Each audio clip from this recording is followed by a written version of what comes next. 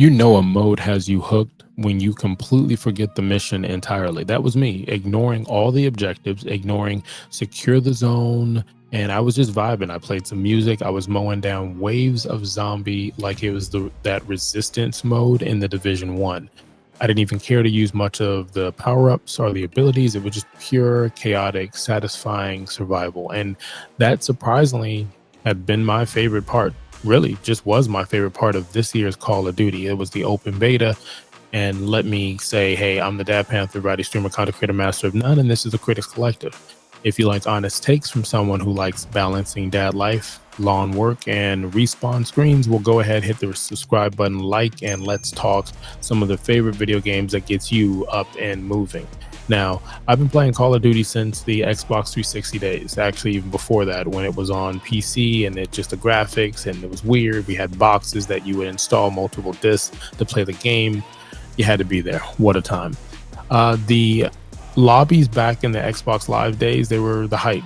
I could think of Halo. I mean, literally, the things you would hear in that lobby, I don't think a lot of people would be able to take some of that shit right now. Now, late nights were some of the best nights playing these games, but here we are now again with another entry and supposed to be what sets the tone for Activision and Xbox after their big merger and changing some prices on the Game Pass. This series is at a crossroads. It wonders, can it still deliver on both ends for the diehard and the weekend warriors like myself? The zombie mode, hands down the highlight for me. I was actually really surprised that I was going to like the zombie mode. There's just something about it. Again, playing music, zoning out, killing zombies, wave after wave. I felt like it actually taught me the weapon handling. It taught me the different types of gun. By the time I'd spent over 6 hours in this mode alone, I had different favorite weapons versus when I first walked into it versus when I was doing other death matches and using a different strategy. You learn what works, what reloads fast, and what actually feels powerful in your situation. It's the right mix of chaos and controlled chaos. You can play solo and test things out and enjoy, but you can also play with a squad. So just keep that in mind. The game sound is really good. I mean, I played this with speakers in my office. I played this with headphones on. The gunfire, the reloads, the clicks, the zombies of undead who are making sounds. It was very immersive and it was visual. And when the chaos hits, it really felt cinematic. It would be cool if your HP or life was dropping and it slowed down to give you bullet time, like you need to fucking focus. Then I stepped into PvP more and it hit me back. Movement dominates this game. Players sliding, jumping, wall bouncing like they're gymnastics meeting for gold. If you're not keeping up, you're a highlight clip waiting to happen. And I get it. It's competitive. It's a competitive crowd over here. But as a casual, it's pretty punishing. There's no support role here. There's no, hey, let me heal the squad. If you can't secure kills, then you're dragging the team. And that's fine for the hardcore player, but it doesn't make much room for the people who just want to log in, shoot some AI, some bad guys, or help the team out, and then log out with a smile. Now, zooming out, this title matters for Xbox. Well, not Microsoft in the reflection of financial with Xbox. That's a different conversation for another day. But with Activision joining Xbox in that recent merger, Call of Duty is carrying a lot more corporate expectations.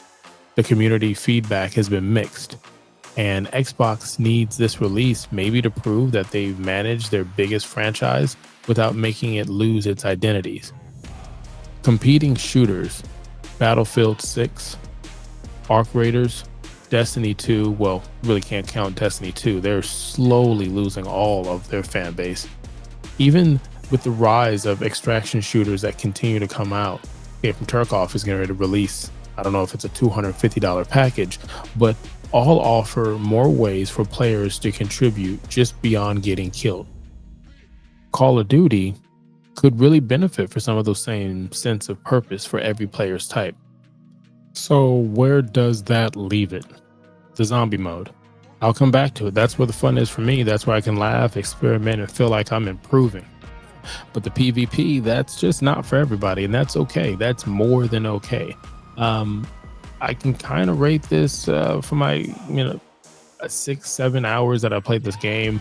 I would probably just not really rated. I mean, I didn't get a chance to play the actual game. The quality is here, no doubt, but it just doesn't offer much for the player who wants depth without grinding daily or having to have pinpoint accuracy.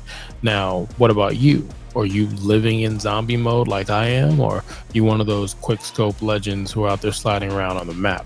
Drop a comment below and let me know your thoughts. And don't forget to hit the subscribe button so you can catch my follow-up to whether or not I revisit this after some more hours of gameplay. Now, will I pre-order this game? No. Would I buy this game? No. Now, would I play it during a free weekend that some games come out with every now and then? Sure, heck yeah. Would I play it if PlayStation Plus gave it to me for free 99 like they so gracefully do for some of the games each month? Sure. But other than that, I'm going to take a look at Arc Raiders. I'm going to go ahead and take a look at Battlefield 6. Or I might even go and try a different game that has nothing to do with any pew-pews. I'm the Dad Panther, and this has been the Critics Collective. See you next round. Probably surrounded by zombies again. Yeah, that'll probably be where I'm better suited.